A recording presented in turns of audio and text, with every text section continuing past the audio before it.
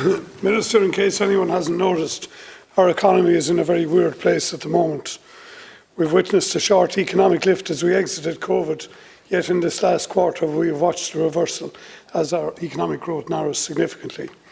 Corporation tax, expected to top out at 20 billion this year, is surely keeping the lights on in Ireland. The energy crisis resulting from the Ukraine war and Russia's strategy to divide Europe by turning off gas supplies is causing energy prices to rise, and these increases are feeding into our productive economy. The inflation resulting is affecting consumer spend and buying power. It is significantly impacting our SME sector, and it will impact our employment and standard of living. Rising European interest rates designed to curb inflation is destabilising Ireland Incorporated from an economic perspective. The budget announced today, Budget 2023, with budgetary measures of 6.9 billion plus a once-off measure of 4.1 billion, marks this as an extraordinary 11 billion budget package. It will certainly plug holes, Minister, trying to be an expansionary budget, but hopefully that does not add to inflationary pressures. The question I would ask is, what will this budget achieve? As well as income and pricing security, which I believe we all value, Irish people, I believe, want annual budgets to deliver better public services, better hospitals, better schools, better infrastructure and housing, just taxation and opportunity for all. I believe many, and I include myself here, are hacked off with our being a high-tax, low-service society. I have said a number of times in this House that we need to see better budget processes. We need to see better data on where the money goes. That is the starting point for budgetary accountability and more mature decision-making. Instead, our Parliament and public continues to be kept largely in the dark about actual spending choices we are making. Last Council, I believe the reactionary political tensions, perhaps even dysfunctions of this government, are present and exposed to a degree by this budget. We continue with lots of green talk, 2.5 years of it now. We have seen very little today in the way of bold green actions beyond taxation and money for Mara. We had an obvious time to address energy independence through renewables and smarter consumption. We missed it during the Celtic Tiger era.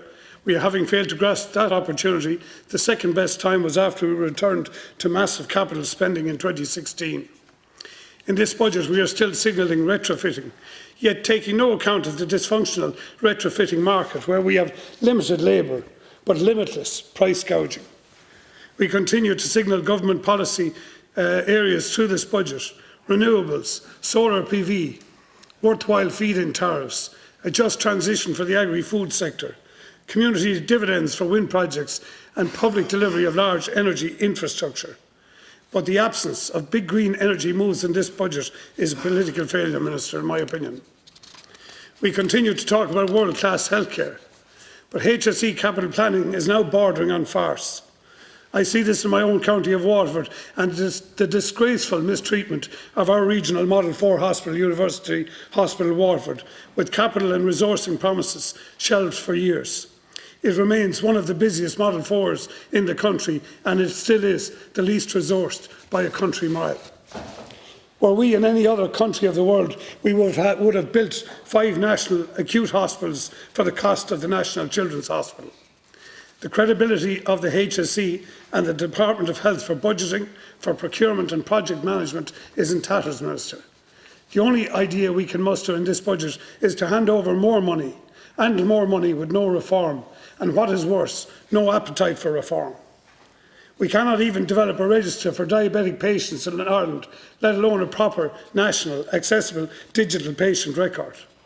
We are happy in this budget to signal increased GP care access, but we remain oblivious to the burnout and the lack of GPs involved to resource the system. This budget continues to demonstrate that balanced regional development and a shared future only exist in the rhetoric of the programme for government. This budget continues the trend of ignoring the border, the Midlands and the South East region needs for equitable capital development. These regions are falling further behind. They have no voice at Cabinet and they get virtually no capital projects. And as we vote on the capital elements of this budget, to reiterate, Minister, we will not see where the money goes. But I can tell you now, it mainly goes to Dublin and Cork. I see this acutely and continually in Waterford and the South East, where our university, our hospital, Our infrastructure and economic development agencies continue to be starved of a fair share of investment, but it is also true of other regions. This government is halfway through its scheduled term last Ceann, and to date, in my opinion, it lacks any form of mettle. I believe we need a less juvenile form of politics to address our big issues. Securing our SME businesses and their employment should be a first priority. Supporting properly our agriculture, fishing and aquaculture industries. Delivering unrealisable climate change infrastructure and goals. Delivering the housing, the healthcare, the regional development that is needed and that is not simply happening at this point. To govern is to choose, Minister, and this government is yet to make the hard leadership choices. Choices that might make Ireland a better country to live in, a more economically stable country, a healthier and more equal country. I will hold my nose, Minister, while voting for this budget, largely because the families and the enterprises of Ireland need the support that it offers. But I worry significantly that this government, with its impending rotation, is not up to the task of addressing the hard choices and implementing the leadership we in this country now so desperately require.